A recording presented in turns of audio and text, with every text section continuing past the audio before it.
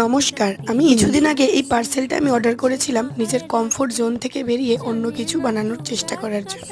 তো দেখতেই পাচ্ছ এখানে আমি একটা এমব্রয়ডারি কিট অর্ডার করে নিয়েছি। কিটটা আমি মিশো থেকে অর্ডার করেছি। এখানে 3টে এমব্রয়ডারি হুপ আছে, 3 রকমের সাইজ, একটা বড়, একটা মাঝারি আর একটা ছোট। এখানে 3টেই কাঠের হওয়ার কথা ছিল, কিন্তু একটা আমাকে প্লাস্টিকের দিয়ে দিয়েছে, দেখতে পাচ্ছ। যাই হোক, হুপগুলো ভালো ছিল, কিন্তু মাঝারিটা আমার মনে হলো একটু। আর তার সাথে দিয়েছিল এরকম কিছু টুলস। একটা এই টুলটাকে কি বলে বা কি কাজে লাগে আমি ঠিক জানি না। তারপরে এইটাকেও কি বলে আমি ঠিক বলতে পারবো না, বা কোন কাজে লাগে তোমরা কেউ জেনে থাকলে অবশ্যই জানিও।